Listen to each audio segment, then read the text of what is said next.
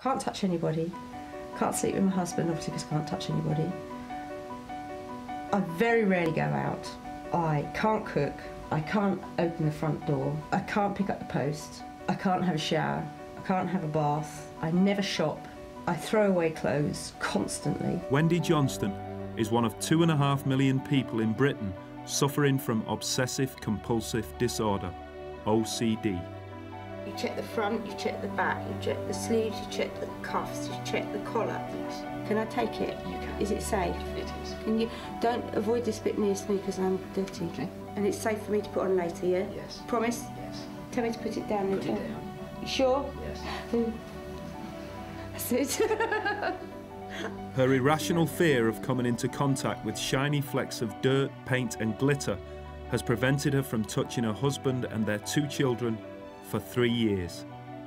It's difficult to have a sex life when you don't touch each other. Yeah. But we miss it. I do. Yeah. It'd be nice too. It would. She's tried everything from drugs to therapy, and now Originally started off being frightened of bits of paint being on the floor, and it would literally give me a panic attack, and now that has gone over to glitter or anything that will catch the light. her anxiety about contamination from glitter has put a strain on her marriage to husband, David. I know it affects David enormously. He has basically become my carer. I mean, it's a huge burden on him, and I try to restrict the checking. I ask him to check my clothes. Take the shirt out of the packet, making sure it doesn't touch the outside. That bit of thing. You've touched that bit of thing. That's true. Okay, so I'll just quickly have a look at that, and there's nothing on there. That's fine. You sure? Yeah. I hold up the shirt and I look at all of it, looking for glitter. And there's no glitter on that. So I've established that there is nothing foreign on there that's going to upset or cause Wendy any grief. Her fear of getting glitter on her body or her clothes is so strong, she can't bear to touch anybody. You know, sometimes you just want to cuddle somebody or give your kids a cuddle at the end of the day, or if they've had a bad day. And every instinct in my body is saying, give your child a cuddle. And to not do it is cruel, not to feel that you can do that. Because every instinct, especially as a mother or as a wife, you know, you come back, you want to say there, and touch somebody. And certainly in the last 3 years, I haven't been able to do. I'm here to talk to you about what you can actually do about OCD. And it's more or less the same overarching principles you find with other disorders based on fear. So the main theory these days is that you have more or less 3 components. You have fear itself. Then you have thoughts that sort of is related to the fear you have, typically about very different and difficult topics. That could be bacteria, or it could be other things like sex, violence, religion.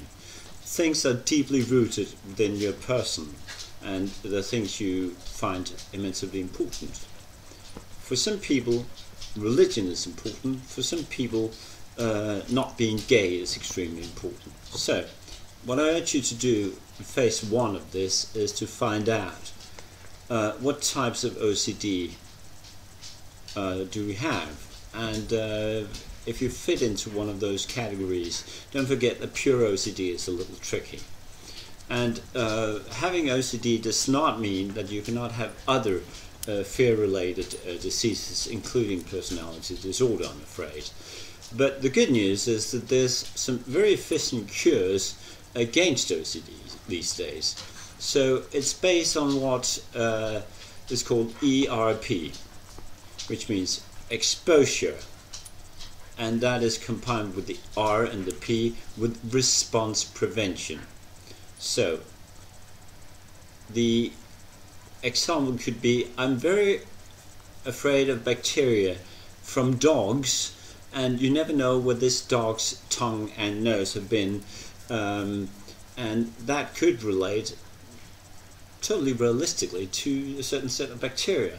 And next thing, I'll have it in my face and in my nose, and I'm exposed to these terrible things.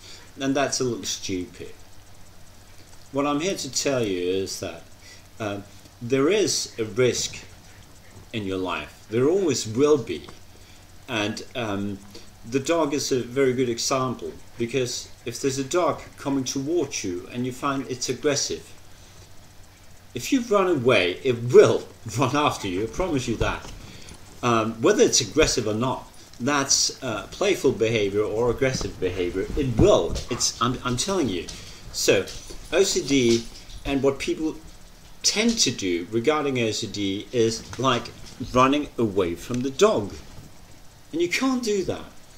And there's some people being successful using medication, meditation, or running, which is all good. But what's really good these days is if you use exposure intensively for a short period of days, which means 1 day, 2, maybe 4 days, and you do it a lot, preferably with a professional therapist and in a group. If you're stressed out or tired, that's actually an advantage. Let me exaggerate a little bit. You're afraid of heights, so I urge you to go and jump a parachute. Not so. But you can stand on a chair until the fear is going away. At the core of this, the root of this is usually you had a panic attack related to something probably very real. And then you start to generalize your fear. So, the classical contamination OCD is based on, okay, I'm stressed out, adrenaline is happening, and I'm seeing this toilet. And so I have this thought about bacteria being extremely dangerous, and I should avoid that. There's a lot of logic in that. Because, I mean, virus and bacteria is potentially dangerous. But here, in order to cope with the thought of dangerous bacteria in a toilet, you do some ritual. So you wash yourself, or you wash the toilet too much. There's nothing wrong with washing per se. It's overdoing it. That is a problem. So, you have fear. You have the thought of maybe I'm running a risk here, getting bacteria on my hands, and then you wash excessively and you wash too much. So this is banal, but the ritual will take away the thoughts for a bit, but the fear is not going to go away. So the rather arrogant theory these days is you got to expose yourself to fear itself, because you have nothing to fear but fear itself.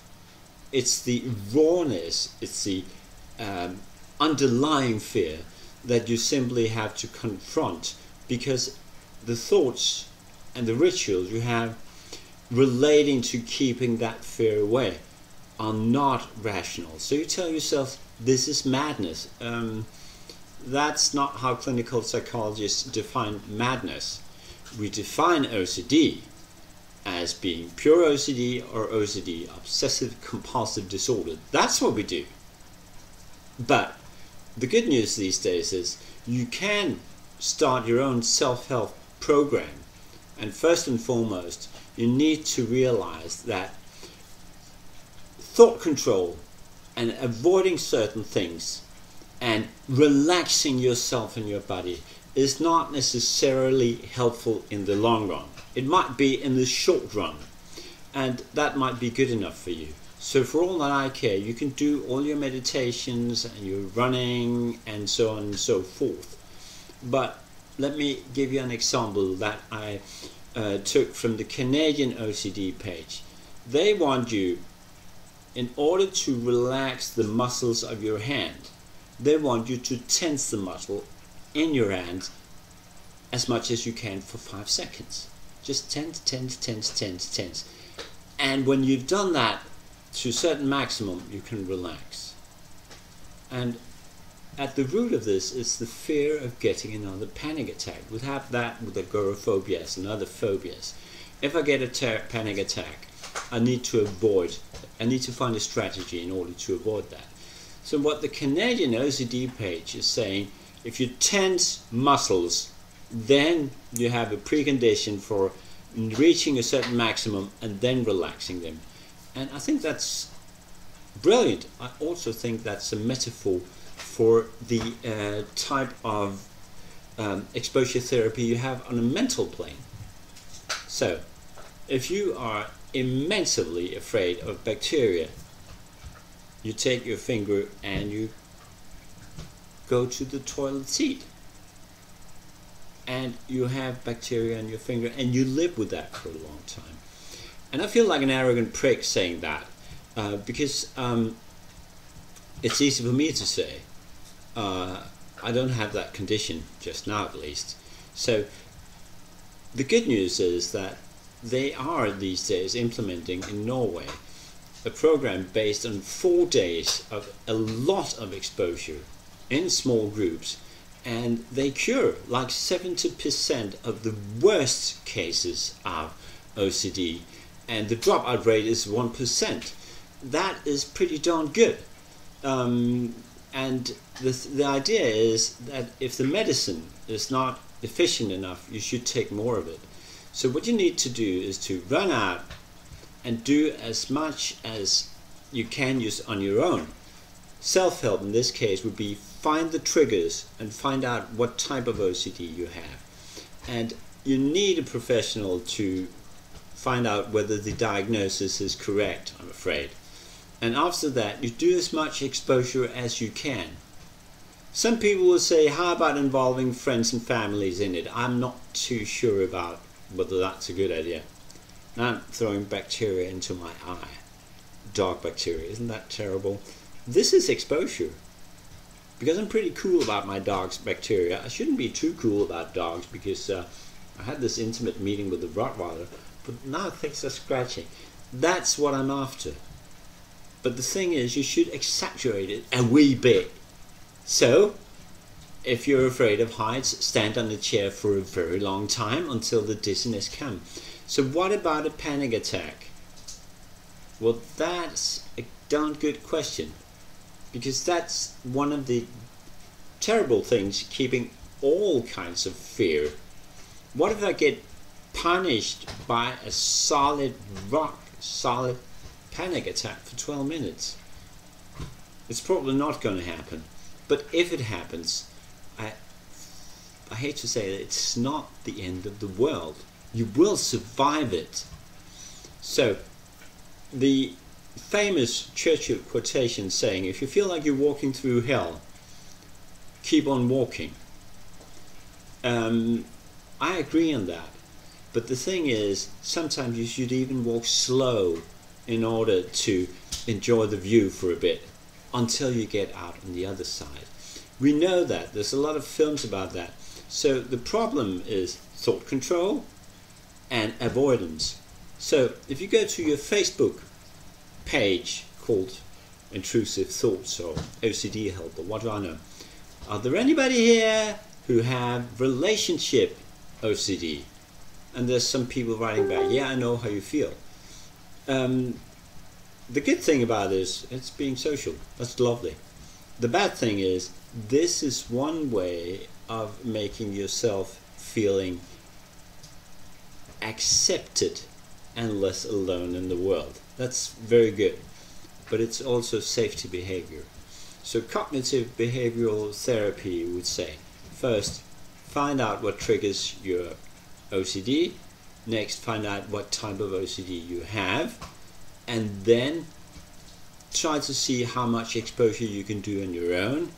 And when you've done that, consult a professional therapist in order to get the rest of it out of the way. And it's not these 15 minutes talking sessions that will help. It's probably a lot of exposure. I hope this is helpful. Cheers.